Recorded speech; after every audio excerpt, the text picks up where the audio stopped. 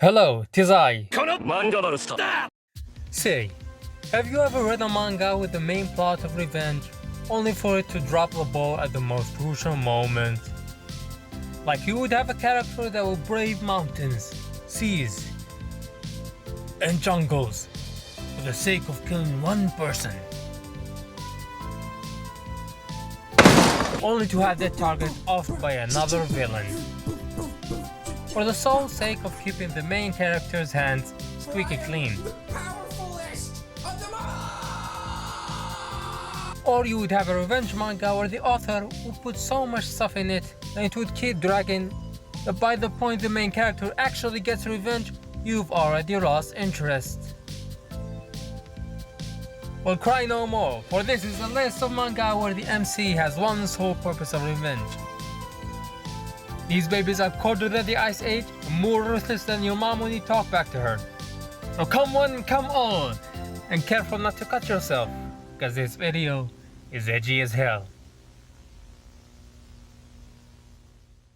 And before we start, just a fair warning.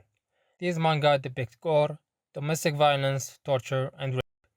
If you're not comfortable with any of these, then these manga may not be for you. My gift level 9999 unlimited gacha. If you're like me, then your brain has shut down the moment you heard the number 9999. I don't blame you. But we're not here to think. We're here to see someone deliver karmic judgment on some fools. The story is set in a fantasy world that has 9 races. Dragonauts, elves, ghouls, dwarves, demons, dark elves, centaurs, beastmen, and finally, humans. Humans are the weakest race. That's why the others look down on them. It's a world where the humans are the oppressed ones. How's that for a fantasy setting?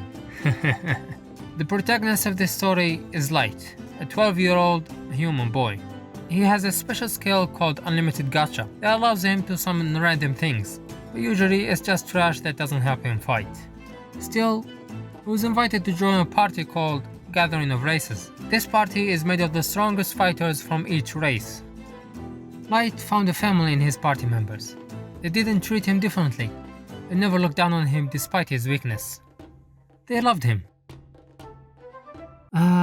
If only that was so. When they were inside the dungeon called the Abyss, they decided it was time to show their real colors. Turns out they never liked Light. All their interactions were cruel acts. The only reason they even invited him to the party was under some orders to investigate his skill, and once they discovered it was useless, it was time to turn off the light. Thank you, I'll be here all weekend. So Light tries to helplessly run. He gets shot in the leg, so he crawls. He gets beaten and toyed with, so he digs his nails in the ground and drags his body, searching for any hope of survival. And he finds that hope in a trap that teleports the user to the bottom of the abyss. After accidentally triggering it, he survived. In that dark abyss, he vows, for those who hurt him, tricked him, ridiculed him, he will make them pay. He discovers that the reason why his ability was trash was because his gacha consumes the magic in the air, and the surface has a light concentration of magic, unlike the dense atmosphere of the abyss, which allows him to summon strong warriors, legendary monsters, unstoppable calamities. He builds a terrifying army and prepares to open the gates of hell on the world. It's one of those scenarios where they try to kill him in fear of him becoming a calamity, and as a result, they made him the calamity.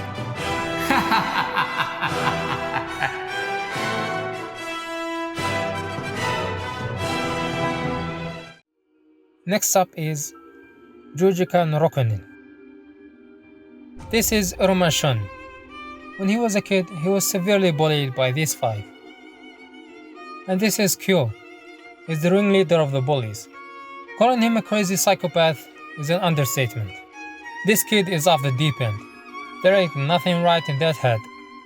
At first, Shun tried to endure the bullying, but it reached a point where he couldn't anymore. So he told his parents, and as a result they decided to move. But it didn't end there, because those kids caused his family's car to derail and veer off a cliff, causing the death of his parents and severely maiming his little brother, leaving him comatose. So Shun broke. He vowed to kill those 5 in the most painful way possible. He asked his war veteran grandpa to train him. And 4 years later, his revenge wheel starts turning.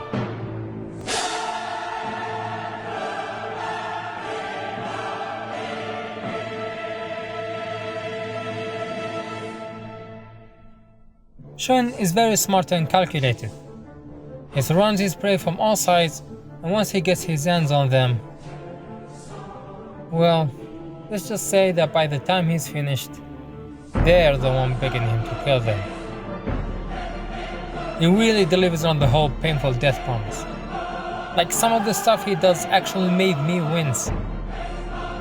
Especially what he did to this guy. That was just...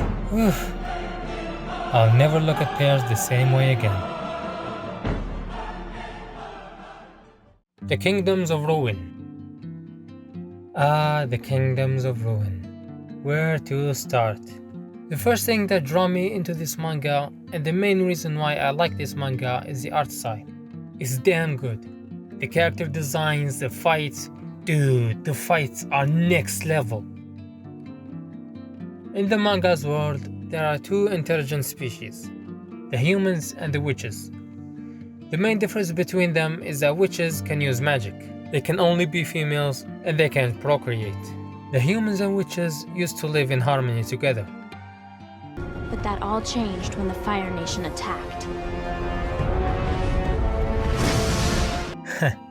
But seriously, the humans started a witch hunt led by the Lydia Empire and its king, to eradicate all the witches using the power of science. Adonis is a human boy and the disciple of the strongest witch in the world, the Ice Witch Chloe. She is the only person in his life.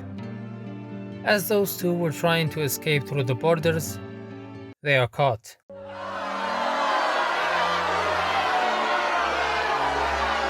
And using a technology to stop the witch's magic, Chloe is hopeless. In her final moments, she begs the king to spare Adonis. The king accepts, and she is publicly and brutally executed in front of Adonis. On that day, humanity won, and Adonis was imprisoned. 10 years later is when our story begins, when a slave girl that was trying to escape prison accidentally frees Adonis. And with his awakening, he will bring destruction upon humanity.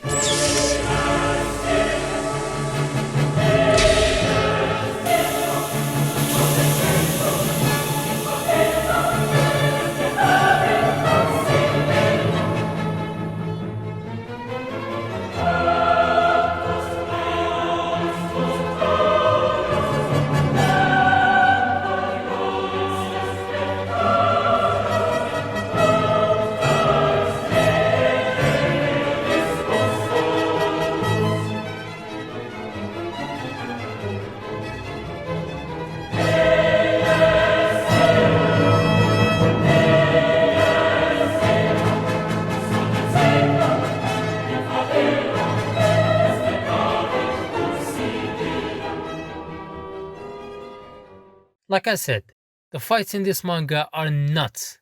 But there are 2 main things that I was put off by at first. The first one is that the story sometimes doesn't flow that well. You feel like the author is trying to jam things in out of nowhere. You might find yourself getting confused, especially around chapter 14. That entire arc was just... sheesh. My advice to you is when you reach that point, just turn off your brain and enjoy the mayhem. But don't worry, because the story really picks itself up again after that. especially in chapter 16, where they reveal something interesting. And chapter 20. Shout out to my man Punch, y'all. Always trust a guy with Kamina glasses. The second annoying thing is this bitch. She's one of those, "Oh, I don't want to see anyone die. Let's all be friends and dance with the butterflies and rainbows." Bitch, what are you doing in my edgy Gorefest manga?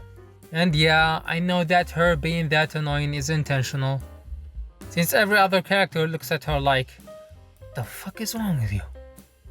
But no worries, the main character is unaffected by her idealistic hypocrisy. Wait! 4 or 5 moments. I'm sorry? Over a lifetime, there are only 4 or 5 moments that really matter. Moments when you're offered a choice. To make a sacrifice, conquer a flaw, save a friend, spare an enemy. In these moments, everything else falls away. The way the world sees us. The way we... Why? You were droning on! The man is out for blood and nothing will stop him. And she did eventually grow on me. So I can't recommend this manga enough. It's great. Next is... yeah, I'm not reading that. I'm just gonna call it Failure Flame. A classroom gets summoned by a goddess to fight demons. After taking a look at the kid's skills, she decides to dispose of Mimori Toka, because he is the only one with the lowest rank. He tries to make an argument for himself, but he finds that he has already been abandoned by his classmates. It's the classic, as long as it's not me mentality. So after unanimously abandoning him, he gets teleported somewhere else, but not before giving the goddess a piece of his mind. He wakes up in a dark dungeon. There we understand why he was disposed of, because all of his skills are status effects ones. And as we all know, status effects are most of the time pointless in games. Like, what's the point of making a poison guild when all the bosses are fucking immune to poison? Toka's luck is terrible, because he finds himself face to face Surprise, motherfucker! with a huge minotaur. In his desperation, he decides if he's gonna die, he's gonna do it while fighting. So he turns around and he casts his skill. Turns out his luck wasn't so bad after all. Or maybe it was all the right conditions at the right time for his skills to trigger. So he makes the most out of it. He experiments and learns everything about his skill. The range of activation, the activation conditions, the duration, the damage, everything. In that dark hole, Toka thinks back on his life. Even when he was hurt, he would just endure it. Well, not anymore. Toka will not sit here and take it. He decides he's gonna get out of that hell, and he's gonna make that bitch pay. So he starts grinding the living daylight out of his skills. Chicken attack! Chicken attack! Turning himself into a powerhouse that can destroy hordes of monsters without even moving.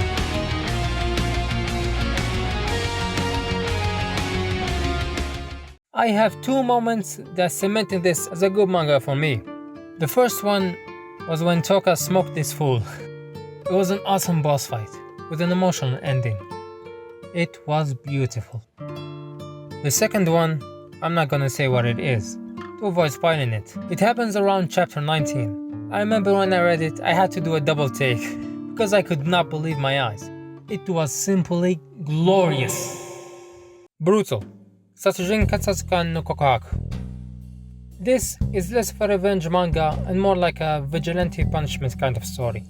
This is the hero of the story, Hiroki Dan. I hope I'm pronouncing that right. And I'm using the term hero very loosely. Oh, and this is Pazuzu. He's a very good boy, likes mushroom picking. Hiroki is a police detective in the 1st Division Investigation Unit. He's good at his job, handsome, friendly, and most importantly, a cold-blooded serial killer. What's special about that is his targets. he targets the worst criminals. Those that show no regret or would in one way or another escape justice. And I'm talking about the lowest of the low. Child killers, wife beaters, rapists, the absolute scum of the earth. They may escape punishment through loopholes, but they will never escape him. He's the judge, jury, and most importantly, the executioner. And he doesn't just kill them, he makes them suffer till the very last second, and takes a picture of their horror-stricken face moments before they die.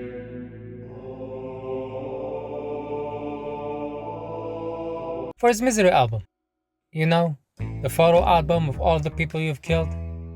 I mean, we all have one, right? It's not just me, right? Yeah, so why don't you guys share your murder books in the comments? And don't forget to write your address too. What? Wire? What wire? Moving on. And that's all. I do plan on making a part 2, so make sure to like and subscribe to keep an eye out for it. I hope you found something new, and stay safe out there. See ya!